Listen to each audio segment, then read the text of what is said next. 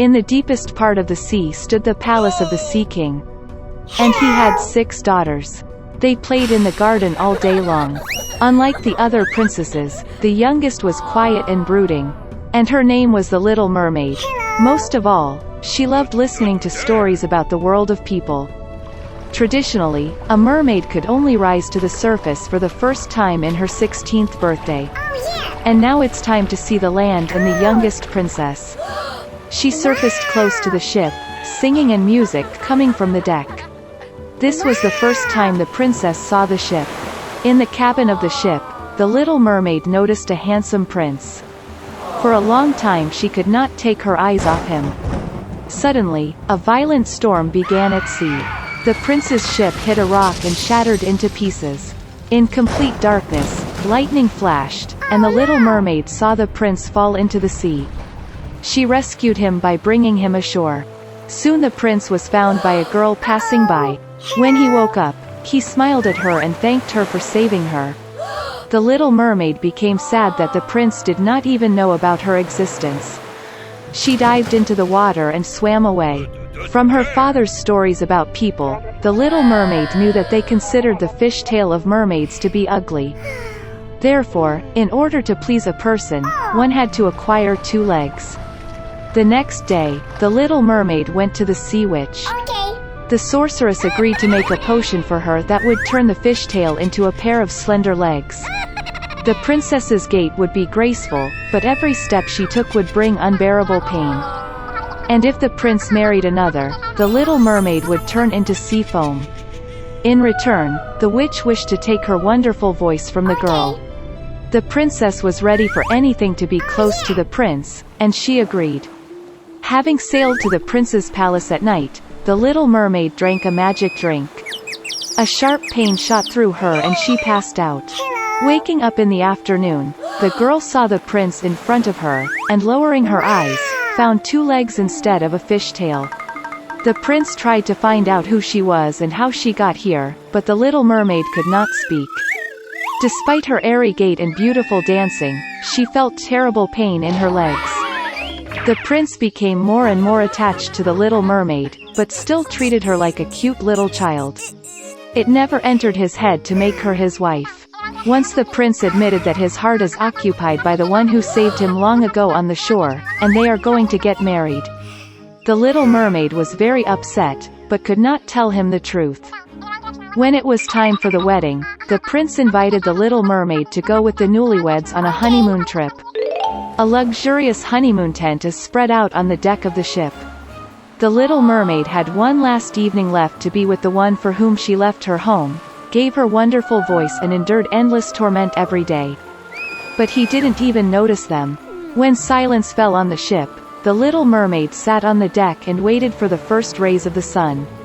Suddenly, near the ship, she noticed her sisters.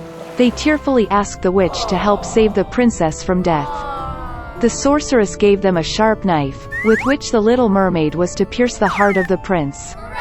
A drop of his blood would turn her legs into a tail, and she could return to the sea. The Little Mermaid looked into the tent, and saw there a sleeping couple in love. She did not find the strength to take the prince's life, and threw the dagger into the sea. With grief, the Little Mermaid threw herself into the water. But the kindness of the princess melted the heart of the wicked witch. The sorceress cancelled her spell, and the Little Mermaid again had a fishtail instead of human legs. A little mouse lived in one forest. He was very cowardly, and he was afraid even of the noise of the wind. All the animals in the forest laughed at him. And then, one day, the little mouse gathered all his wool into a fist, and went to the king of the jungle. The lion had just finished his dinner, and was dozing quietly in the shade, snoring loudly. The mouse approached him, and began to climb up the tail. All the animals were curious about what he was up to. The little mouse was very scared, but he tried very hard not to notice it. He climbed onto the back of the lion, and stood before his friends with an important look. And then the lion woke up. With one movement he threw the mouse to the ground and growled menacingly. All other animals were very excited. They thought that the lion was about to swallow the mouse. But instead, the lion asked what he was doing on his back.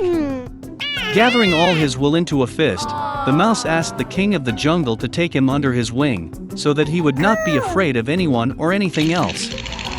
Because he was the most cowardly animal in the forest. And in return he offered his help. The lion listened silently to the mouse. But he could not understand how a small mouse can help a large and strong lion. At first he laughed, and then with a loud roar chased the insolent man away. The mouse instantly ran away, glad that the lion would not eat him. All the other animals ran after him. Some time has passed. The lion got hungry and went hunting. But he did not notice the trap set by the hunters and fell into it. The king of beasts hung in the air, caught in a hunting net. He tried to get out of it, but could not do it. And since the lion was the king of the jungle, he could not bring himself to scream for help. Besides, hunters could hear him. The animals saw the lion, but no one dared to come close to him. And the lion decided to trust fate, doing nothing. Quite by chance, the same little mouse was nearby. Seeing the king of beasts in the nets, he decided to help him. The little mouse climbed up the long tail of the lion, and when it reached the net, began to gnaw at it. After some time, a whole crowd of animals gathered near the trap. It was interesting for everyone to watch what was happening. Suddenly, somewhere far away, the cry of the hunters was heard. The animals got very scared and fled into the forest. But the mouse continued to stubbornly gnaw at the net. Eventually, the net broke and the lion freed himself from it. Without thinking twice, the mouse climbed onto his back, and they ran away. When the lion got to his cave, he apologized to the mouse. And he said that he had underestimated such a small animal, deciding that it would not be of any use. And for the fact that the little mouse saved the life of the king of beasts, now he no longer needs to fear anything or anyone. From now on, the lion takes him under his wing. All the animals, watching what was happening, laughed and applauded the brave mouse.